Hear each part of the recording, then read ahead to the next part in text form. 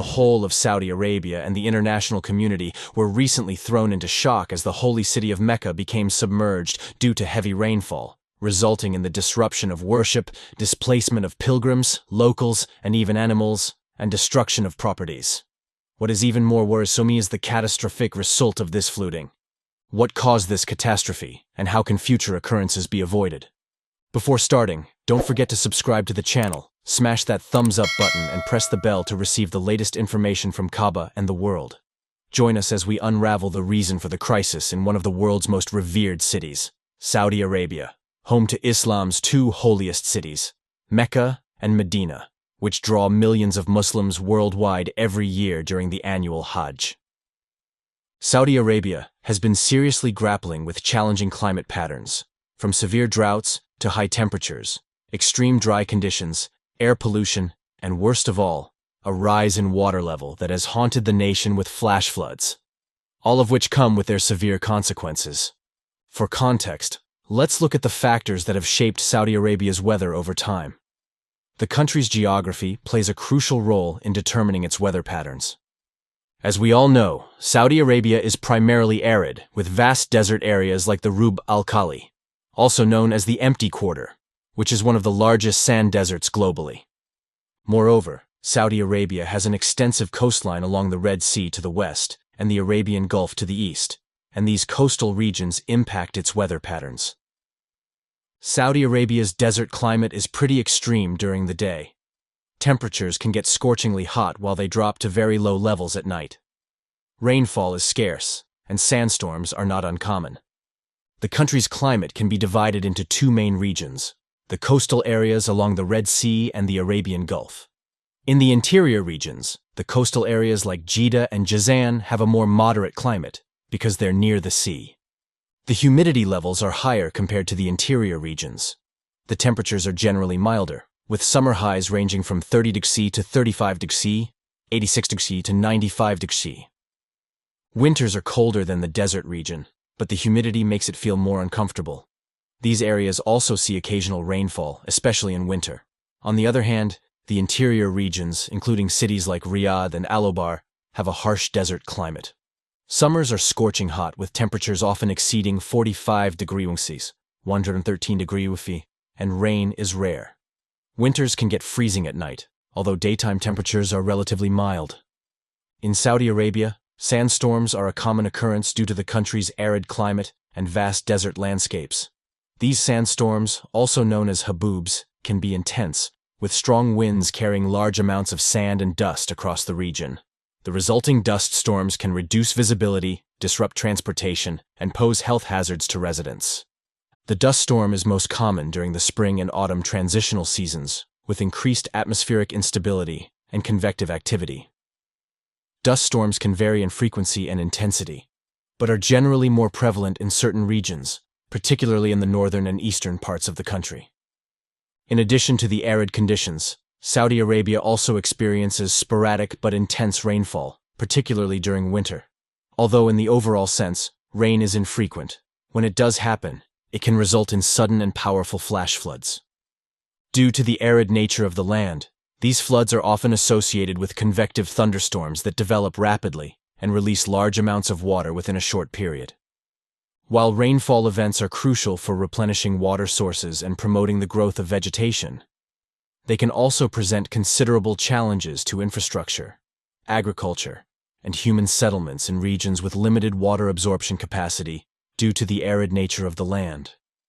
In arid areas, the soil often lacks the adequate moisture levels necessary to quickly absorb large volumes of water from intense rainfall. As a result, these regions are at a higher risk of experiencing flash floods, surface runoff, and erosion, which can lead to devastating consequences for the local communities and the environment. Infrastructure such as roads, bridges, and buildings may suffer damage or even collapse under the pressure of excess water and debris carried by heavy rain. This can disrupt transportation networks, utilities, and communication systems, further isolating communities and impeding emergency response efforts. Agriculture is also significantly impacted by intense rainfall events in arid regions. Excessive water can saturate the soil, leading to waterlogging and root rot in crops, reducing yields and causing financial losses for farmers. Erosion of topsoil can also occur, depleting fertile land and reducing its productivity in the long term.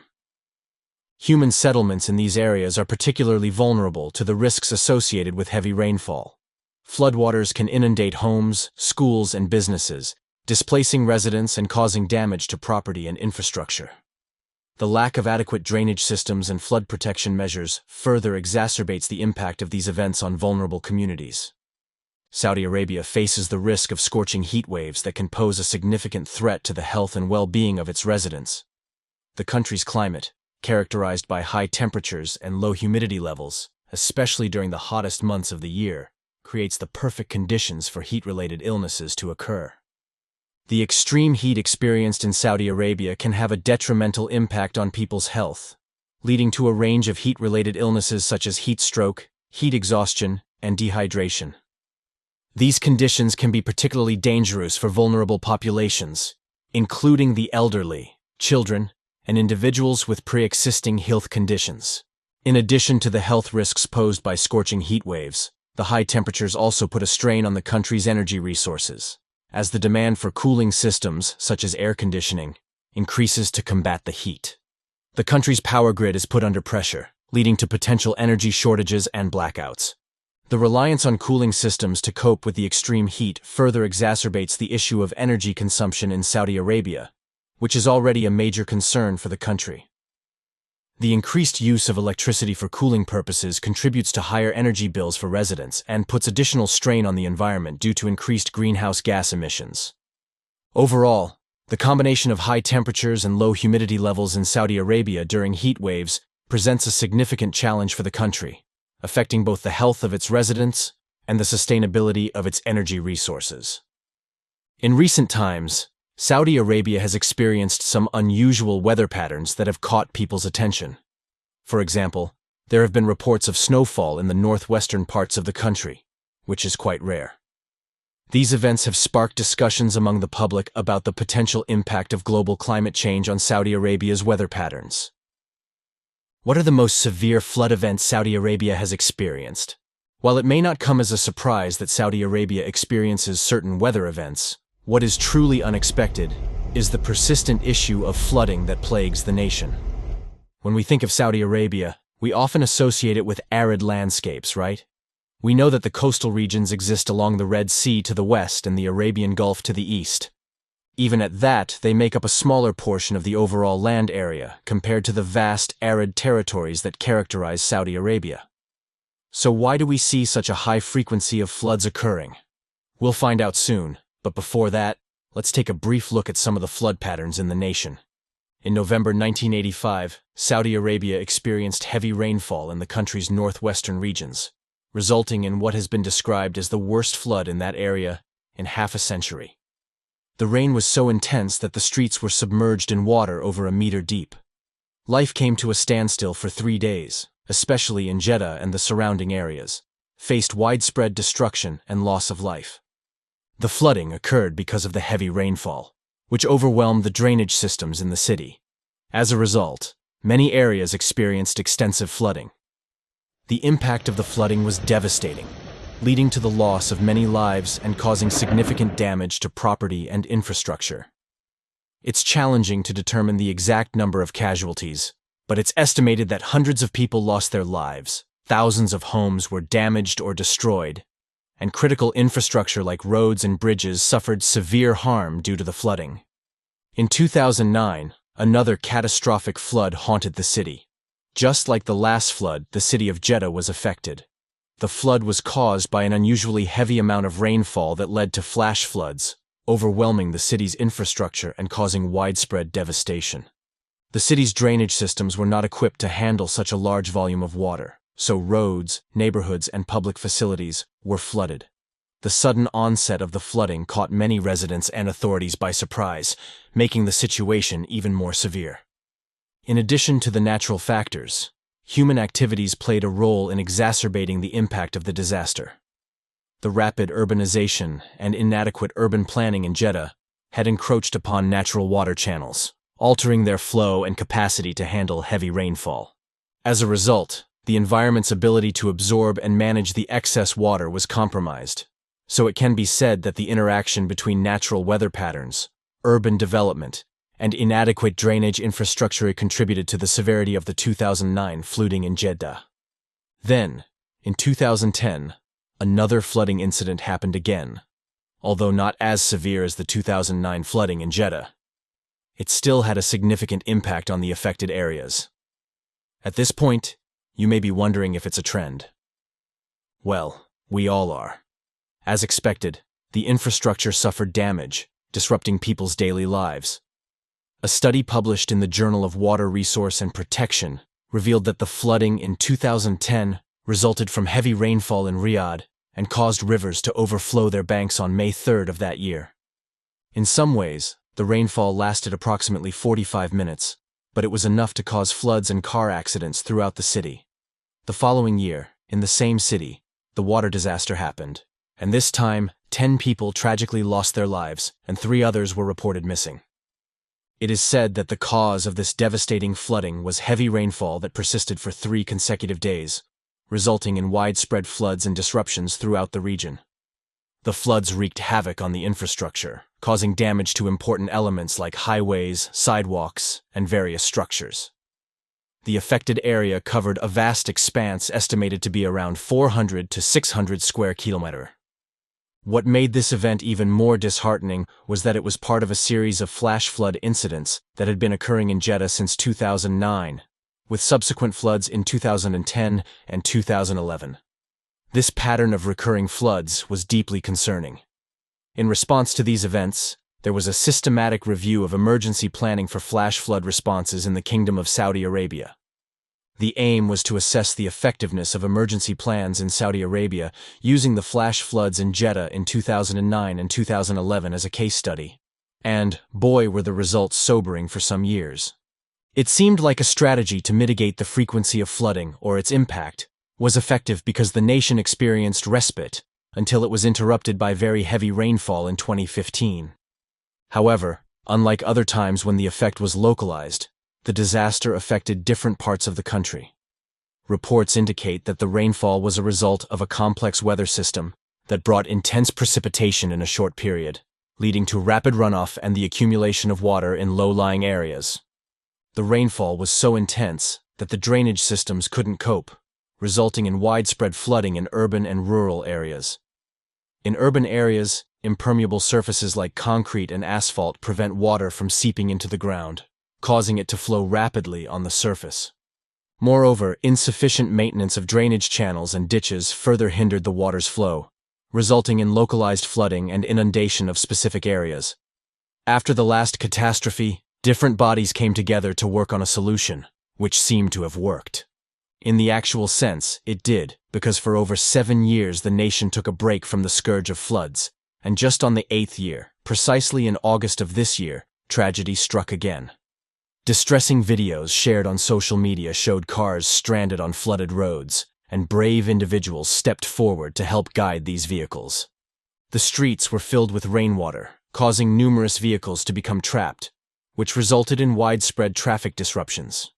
The most affected area was the mosque environment, and as a result, the authorities had to temporarily halt prayers at Al-Laji Mosque to carry out necessary maintenance work.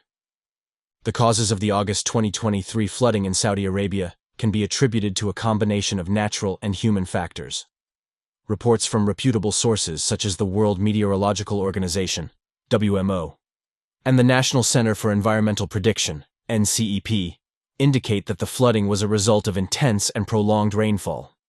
These weather patterns were likely influenced by broader climatic conditions and atmospheric factors that favored the occurrence of heavy precipitation in the affected regions. It is disheartening to witness the consequences of such flooding events.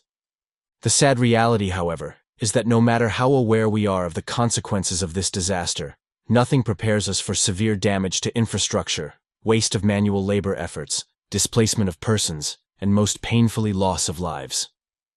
What are the consequences of the flood on animals? Apart from the flood's consequences on the human population. The floods have a saddening impact on the local animal population. As the waters rise and sweep through the area, Wildlife is forced to flee their natural habitats in search of higher ground. Many animals, unable to escape in time, succumb to the powerful currents or are left stranded on small patches of land, isolated and vulnerable. The devastation is evident as the floodwaters recede, revealing a grim scene of carcasses and displaced creatures struggling to survive. The once lush and diverse ecosystem now lies in ruin, with species at risk of extinction due to the sudden and drastic changes in their environment. Birds that once soared gracefully through the skies now huddle together on rooftops and trees, their nests destroyed, and their food sources depleted. Mammals such as deer and rabbits are forced to navigate the treacherous waters, their survival hanging in the balance with each passing moment. Reptiles and amphibians, already facing challenges in their daily lives, now find themselves displaced and vulnerable to predators in unfamiliar territories. Fish populations suffer as their habitats become contaminated with debris and pollutants carried by the floodwaters, leading to widespread die-offs and disruptions in the food chain. Floods can destroy critical areas like nesting sites, food supplies, and shelter, forcing animals to search for resources in new locations. This can result in heightened competition, conflicts with other animal populations, and increased predation risk. Additionally, floods can lead to the loss of vegetation and soil erosion, further reducing the availability of animal food and shelter. When floodwaters rise, they can inundate areas covered with vegetation, leading to the loss of plants and trees. The force of the water can uproot trees and wash away soil, leaving behind barren landscapes. As vegetation is destroyed, the availability of animal food and shelter is significantly reduced. Many animals rely on plants for food, and when these are destroyed by floods, they struggle to find adequate nutrition. Additionally, plants provide shelter for a variety of animals, including birds, insects, and small mammals. Without vegetation, animals are exposed to harsh weather conditions and predators. The loss of vegetation also contributes to soil erosion, as plants play a crucial role in stabilizing soil. Their root systems hold the soil together, preventing it from being washed away by water. When vegetation is destroyed by floods, the soil becomes more vulnerable to erosion, especially during subsequent heavy rain events. Soil erosion further exacerbates the impact of floods by degrading the quality of the soil. As soil is washed away, essential nutrients are lost, making it harder for plants to regrow and thrive in the affected areas. This creates a cycle of degradation, where the land becomes increasingly barren and unable to support healthy vegetation. The combination of loss of vegetation and soil erosion caused by floods can have long-lasting consequences for the ecosystem. Without plants to anchor the soil and provide food and shelter for animals, the balance of the ecosystem is disrupted. This can lead to a decline in biodiversity and the long-term degradation of the environment. For believers and observers alike, this event prompts contemplation of divine grace and the universal longing for forgiveness and renewal. It serves as a visual and symbolic manifestation of the hope that, regardless of the depth of one's transgressions, there is always a path back to purity and grace, as signified by the pristine and untainted nature of snow. As we delve into the symbolic resonance of the snow in Mecca, we explore its biblical connotations and the profound spiritual reflections it invokes. This event, set against the backdrop of one of the holiest cities, invites a global audience to ponder the timeless themes of redemption, purity, and the transformative power of divine forgiveness, as encapsulated in the biblical symbolism of snow. Warnings against false prophets and deception. We're diving into a topic that's pretty important for a lot of people. Staying true to what you believe in, especially when there are so many voices out there trying to lead you in different directions. The big focus here is on a warning that's been around for a long time about folks who might come along claiming they've got the inside scoop on what God wants, but who might actually be leading us away from the real deal. So, there's this big talk about false prophets, which is kind of like people who pretend they're giving you the good word from above, but are just making things up as they go along. And it's not just anybody saying this. It's coming from way back, from teachings that many hold dear. Jesus himself is said to have given folks a heads up about this, even going so far as to name names, pointing out Muhammad as someone to watch out for. That's a pretty bold claim, saying that he might be leading people off track, away from what's truly right. This isn't just some small-time warning either. It's serious business, with ancient texts like Deuteronomy and 2 Peter throwing in their 2 cents, showing just how risky it can be to follow the wrong leader. They talk about how these false prophets can mess with your faith, pulling you away from what you know in your heart to be true. The real takeaway from all this talk is about being on your guard and making sure you're not swayed by every new idea or person claiming they've got the answers. It's like a reminder to stick to your roots, to what you've always believed to be true, even when it gets all muddled up with fancy words or new ideas that seem all right at first glance. So, as we go about our day, it's worth keeping an eye out, making sure we're not led astray by someone who talks a good game but isn't really on the level. It's about holding tight to what we know is true, and not letting anyone shake that foundation, no matter how convincing they might seem. Recognize true signs. Now, there's been a lot of chatter about figuring out who the Antichrist is and all that. But here's a thought. What if we spent more time looking for the good stuff, the true signs from above, instead of getting all caught up in the scary stuff? The message here is pretty clear. It's like a gentle nudge to remind us to keep our focus where it matters, on God. Instead of getting all tangled up in trying to spot the Antichrist, or getting lost in all those end-of-the-world talks, why not look for the positive signs, the ones that show us we're on the right path? It's about tuning into those moments or feelings that reaffirm our faith, the kind of signs that make us feel closer to the big guy upstairs. These could be anything from a sense of peace during a tough time, a helping hand when we least expect it, or even a beautiful sunrise that reminds us of the world's wonders. Staying true to our faith means keeping our hearts and minds open to the good signs and the divine nudges that guide us along the way. It's about trusting that we're being looked after and that there's a bigger plan in motion. So let's keep our eyes peeled for those moments that bring us back to what's truly important, and let's not get too sidetracked by all the noise. After all, the journey's a lot brighter when we focus on the light. Touching on something pretty close to the heart, building a personal bond with God. It's like getting back to the basics of faith, where it's all about you and the big guy upstairs, one-on-one. And with all the talk about the second coming of Christ, it's a nudge to not just wait around, but to get ourselves ready by living right. So, how do we do that? It's about more than just following a bunch of rules. It's about filling our lives with love, being quick to forgive, and holding on to our faith like it's our lifeline. Imagine treating everyone you meet with kindness like you would an old friend. And when someone messes up, instead of holding a grudge, you let it go and move on. That's the kind of stuff that makes for a holy life. But it's not just about how we act. It's about what's in our hearts. Keeping that connection with God strong and steady means talking to Him, not just when Figuringo is sideways, but all the time. It's like keeping a line open where you can share your hopes, your worries, and even your everyday thoughts. As we gear up for whatever the future holds, including the big event of Christ's return, the key is to keep our hearts and lives in check. It's about making every day count, living in a way that's full of love and light, and keeping that personal chat with God going strong. That's the real prep work for what's to come, and it starts with us, right here, right now. A call to discernment, figuring out the real deal when it comes to worship and not getting fooled by the fake stuff.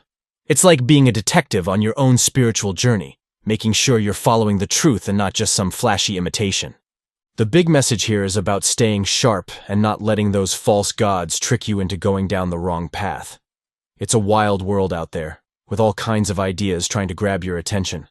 But not everything that glitters is gold. That's why it's crucial to keep our eyes peeled for what's genuine and what's just a decoy.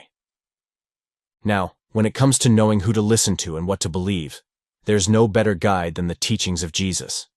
It's like having a map in your hands when you're navigating through a thick forest. His words are like a flashlight that helps us see clearly, showing us the way to go and warning us about the pitfalls along the route. But here's the thing. It's not just about avoiding the bad stuff. It's also about actively choosing the good. It's about filling our lives with the kind of actions and thoughts that reflect true worship and devotion. Think of love, kindness, and a helping hand to those in need. These aren't just nice ideas. They're the very essence of what it means to walk in the light. So, as we go forward, let's make a solid commitment to discernment. Let's promise ourselves to test the waters before we dive in, to question what doesn't feel right, and to lean on the timeless wisdom that's been guiding people for centuries. It's all about sticking to the path that leads to the true light, not getting sidetracked by the flashy signs pointing elsewhere.